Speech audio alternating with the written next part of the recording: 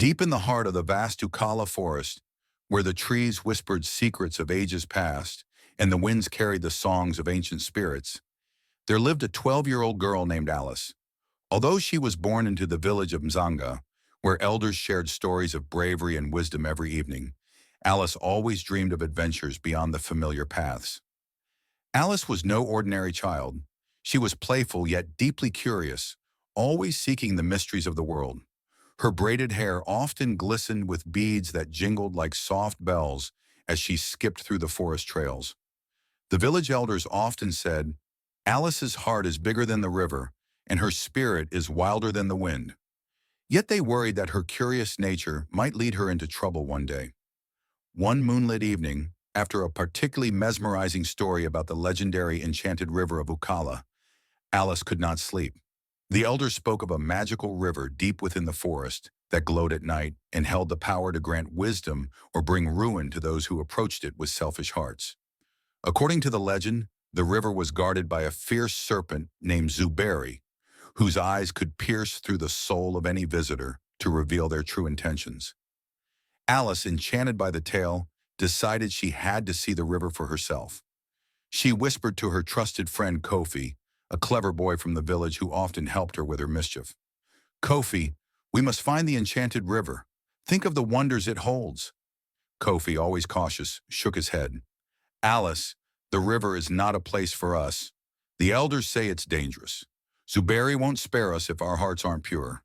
But Alice's playful determination won over Kofi's hesitance, and by dawn, the two had packed their small satchels with bananas, dried fish, and gourds of water. They set out, their footsteps soft on the dew-kissed grass as they ventured into the depths of Ukala forest. As the sun rose, painting the forest in hues of golden green, Alice and Kofi found themselves surrounded by towering trees whose branches intertwined like arms of ancient giants. Birds with plumage as bright as fire sang melodious tunes, and the air was filled with the hum of insects. They came across an old monkey named Kamba, who watched them with keen eyes from a baobab tree. "Where are you two headed?" Kamba asked in a gravelly voice. "To the enchanted river," Alice replied proudly. Kamba scratched his chin. "Beware, young ones. The path is not just long, but full of riddles. Only those with courage and wisdom can find the way." "Take this," he said, tossing them a smooth, shiny pebble. "This stone will guide you when you are lost, but only if your hearts remain true." Alice thanked Kamba, and the two continued their journey, the pebble tucked safely into her satchel.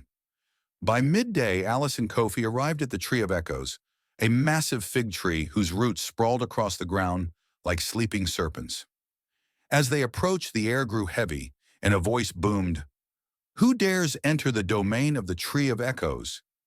Alice stepped forward bravely. "We are seekers of the enchanted river." The tree responded, "To pass, you must answer my riddle. What runs but never tires, has a bed but never sleeps, has a mouth but never speaks?" Alice and Kofi looked at each other, their brows furrowed. After a moment, Kofi's face lit up. "A river!" he exclaimed. The Tree of Echoes chuckled. "Wise indeed.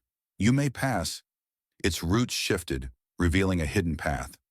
As the sun dipped lower in the sky, they reached the shimmering illusion lake. The surface sparkled, reflecting not the sky above, but strange visions, golden treasures, delicious feasts, and all manner of temptations. Kofi's eyes widened at the sight of a mound of gold. "Alice, look, we could take just a little. No one will know."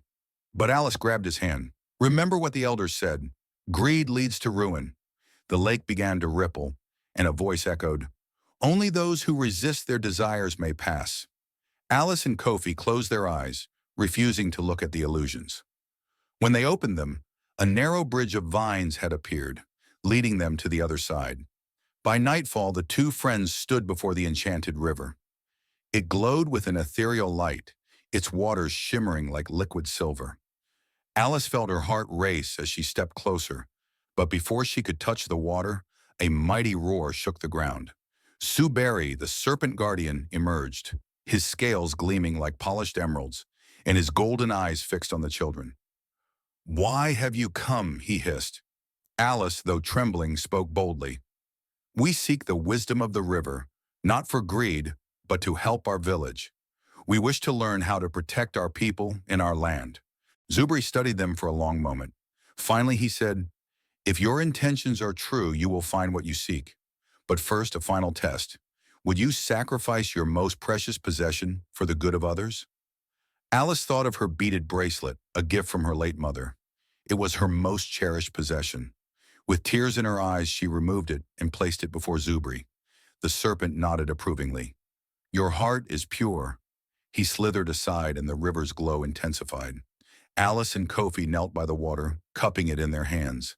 As the cool water touched their lips, visions filled their minds. Visions of their village thriving, the crops flourishing, and the people united. They saw solutions to the challenges their community faced, from building stronger homes to conserving water during droughts. When the visions faded, Alice and Kofi felt a newfound strength and clarity. Zuberi spoke once more. "Go now and use the wisdom you have gained for the good of all." Alice and Kofi returned to Mazanga as heroes. They shared their newfound knowledge with the elders, who marveled at their bravery. The village prospered, and the story of Alice and Kofi's journey to the Enchanted River was passed down for generations. And so the tale of the courageous girl and her loyal friend became a part of Ukala's lore, a reminder that true wisdom comes not from seeking power, but from selflessness and a pure heart.